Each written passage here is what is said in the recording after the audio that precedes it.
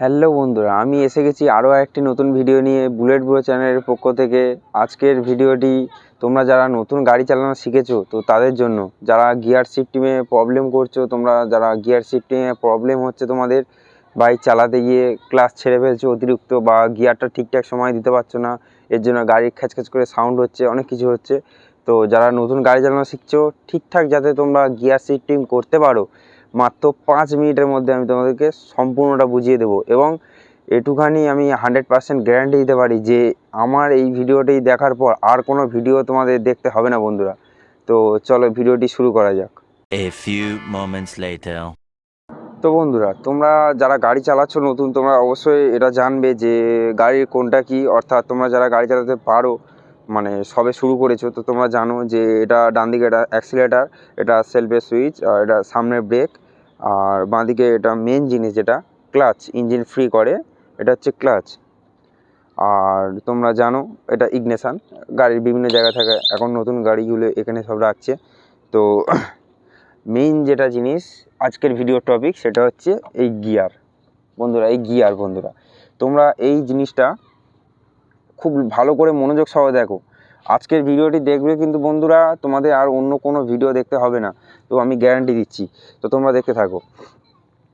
তো বন্ধুরা, আমার এটা 125 সিসির গাড়ি BS4 হিরো সুপার স্প্লেন্ডার 12, এটা চাপা আছে বলে আমি তোমাদের দেখাতে পারলাম না। তো এটা BS4 গাড়ি, হিরো সুপার স্প্লেন্ডার। তো এই গাড়ি বেসিক্যালি 4টে গিয়ার হয় বন্ধুরা। এই গাড়ি বেসিক্যালি 4টে গিয়ার হয়। তো সামনে এটা নিউট্রাল, আর পিছনে যে কটা রয়েছে বন্ধুরা, পিছনে এ কটা সবকটায় মানে 4টে যায়, সবকটা পিছনেই পড়ে। আর 4 গিয়ার হয়, ঠিক আছে। এটা এর থেকে বেশি গিয়ার নয়, এটা অনলি ফর 4 গিয়ারের গাড়ি। তো তোমরা ক্লাচ বা গিয়ারের যেই কম্বিনেশানটা, এটা তোমরা কি ভুল করছো আমি বলে দিচ্ছি। ও তোমরা যখন গাড়িটা স্টার্ট দিচ্ছ, গাড়িটা ক্লাচ চেপে, এরকম ক্লাচ চেপে গাড়িটা স্টার্ট দিয়ে গাড়িটা ধরো চালাচ্ছ তোমরা। তো তোমরা ফার্স্ট, আমার এই গাড়ির ক্ষেত্রে বলছি, যাদের 5 গিয়ারের গাড়ি তাদের ক্ষেত্রে একটু আলাদা, কারণ তাদের প্রথম মানে ফার্স্ট গিয়ারটা তাদের সামনে থাকে, আর বাদবাকি 4টে গিয়ার পিছনে থাকে। তো তাদের ক্ষেত্রে ব্যাপারটা আলাদা, তবে গিয়ার তো গিয়ারই হয় না, সেটা কারো সামনে বা পিছনে, সেটা যে গাড়ি যেরকম সে গাড়ি সেরকমভাবে চালাতে হয়। তবে আমি তোমাদেরকে দেখাচ্ছি যে কীভাবে তোমরা সঠিকভাবে গিয়ারটা শিফটিং করবে। তো তোমরা ক্লাচটা চেপে যখন তোমরা ফার্স্ট গিয়ারটা দেবে এরকমভাবে, তো ফার্স্ট গিয়ার দেওয়ার পর তোমরা গাড়িটা ধীরে ধীরে ধীরে ধীরে আগে বাড়াবে, যতক্ষণ না দেখতে থাকো, যতক্ষণ না এই কাঁটাটা, মানে যাদের যা কম্পিউটার আছে, মানে মানে এখনকার দিনে যেসব গাড়িগুলো মিটারগুলো রয়েছে, তো তাদের ডিজিটাল মিটার রয়েছে, এগুলো অ্যানালগ মিটার বলে।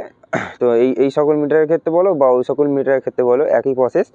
তো গাড়িটা সর্বোচ্চ 5 থেকে 6 স্পিডে যাওয়ার পরেই তোমরা আবার ক্লাচটা চেপে অ্যাক্সিলারেটরটা এরকম নর্মাল করে, ধরো অ্যাক্সিলারেটর চলছে, অ্যাক্সিলারেটর নর্মাল করে ক্লাচটা চেপে আবার তোমরা বন্ধুরা সেকেন্ড গিয়ার ফেলে দেবে।